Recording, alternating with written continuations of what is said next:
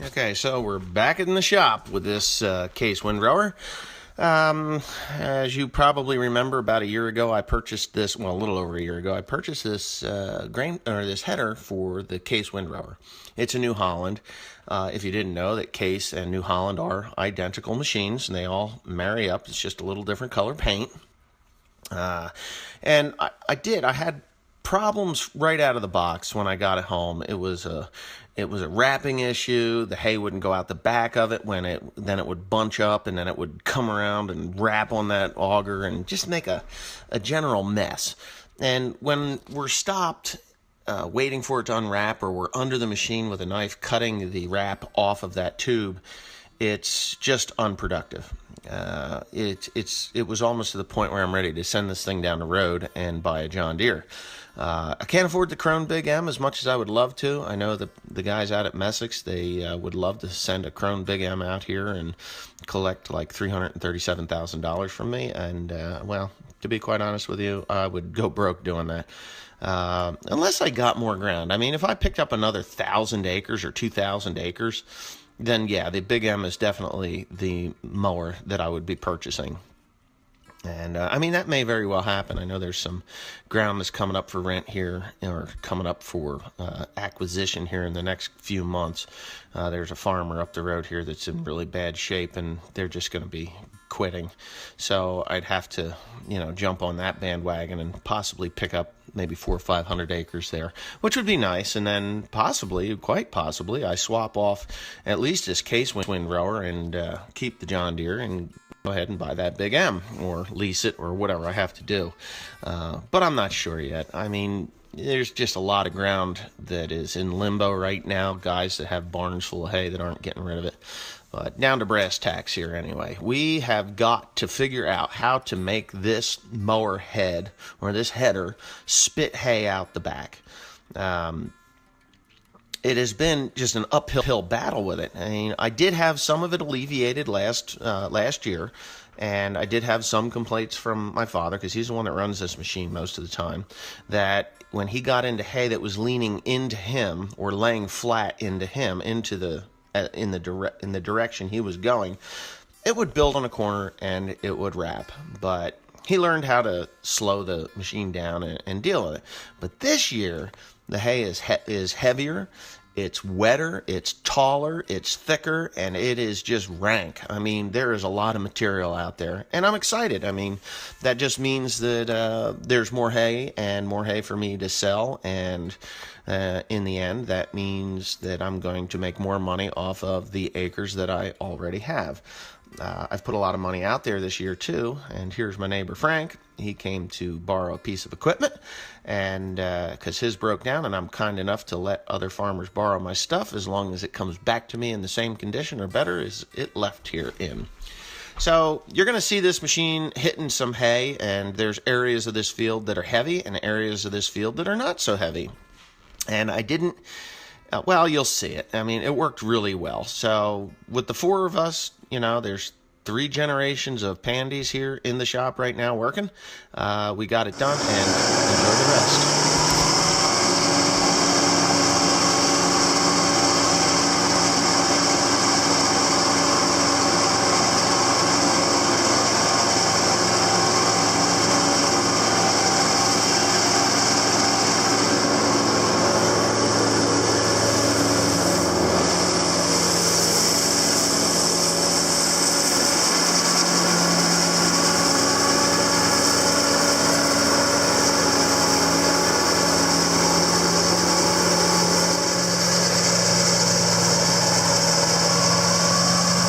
Looks like it's laying it out.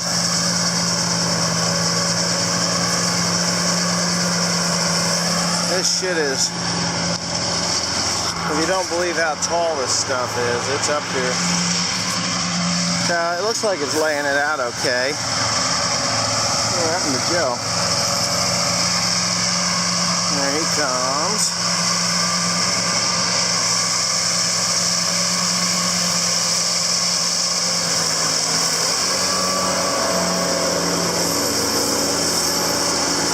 See it. Huh? No, it ain't wrapping.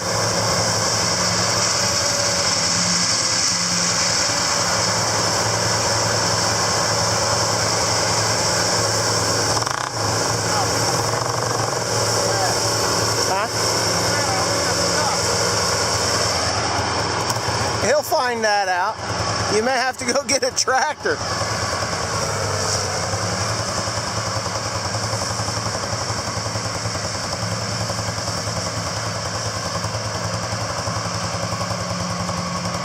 Well, he's not wrapping up.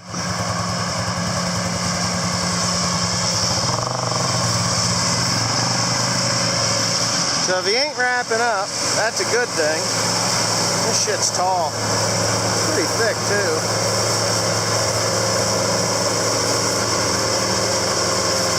That's working. It is working. I'd like to see him get into the stuff that's all laid down.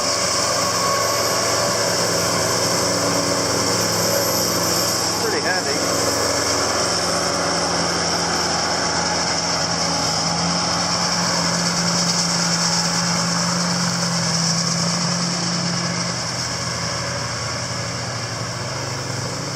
Gonna try to go up.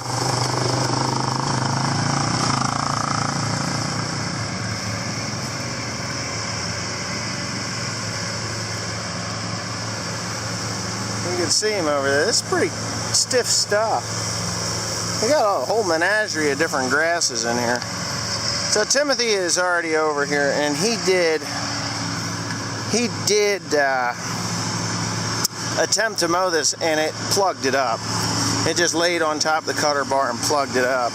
So we put those paddles on there, and I think now we're back to doing something good. I just want to see what he's got going on in here.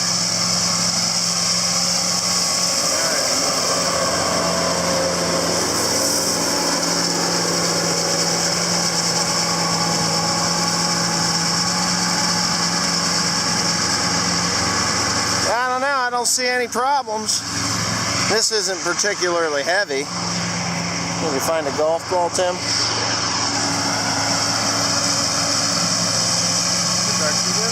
I want him to go up to Melnick's and cut it.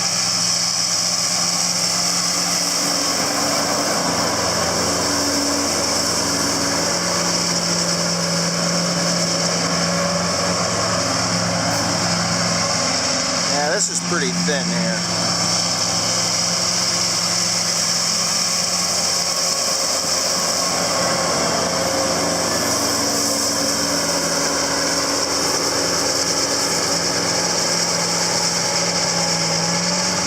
It's doing its thing. It ain't turning nearly as fast as what you had it. That's what it should be.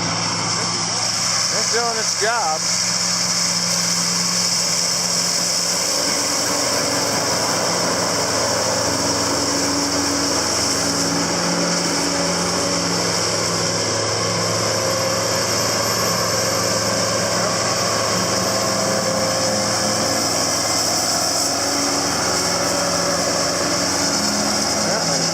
Supposed to do. I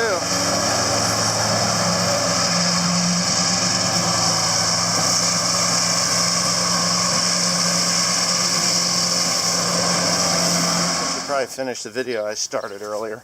What you saw us doing is probably all in narrative, but I'm going to explain it here in front of the machine while we're working at it. Let me flip this up. Okay, so as you all know, a year ago I bought this header from a place in Oregon, and it's called, let me remember, SS Equipment, Pasco, Christmas Valley, Hines, or whatever, but SS Equipment Incorporated. And I bought that from them, got a good deal on it, but it doesn't work as good in the type of hay that I'm producing, I guess, as it does in the hay that they're producing. They're not producing hay, they're producing seed. So, in Salem, Oregon is where I went to get it. Anyway, I've been modifying and working on it and doing different things, and we have not successfully cured the problem of the wrapping until, I believe, today. You'll either see that or you've already saw that in one video. But this is what we've ended up doing. This auger flighting, originally from New Holland, this side went 2/3 of the way over that way, and that side came across 2/3 of the way over this way, and it had ended somewhere around here. They didn't like it, so they cut it back so it was open in the center, and then they cut the flighting so it tapered down to that point, and that didn't seem to, it probably worked for them, but it did not work for me. I ended up last year, if you remember, adding paddles, taking paddles away, and then I finally settled on a piece of angle iron laid flat, like so it would create a bump, and that actually allowed the hay to go out the back. Now this year, the hay is much heavier than it was last year, so that has created a wrapping issue again. So as you can see here, and see in the videos, that we've actually cut, you can see it down there, we cut that flighting clean off of there, and today in the video you saw me welding that on. Tim, Joe, and my father had gotten things started before I got back here, and I did the final welding, and all three of us put the rubber flaps on, as you see in the video.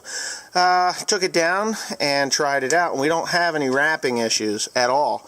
Timothy ran it with just the flighting cut off with no paddles on it, and it didn't wrap, it just plugged.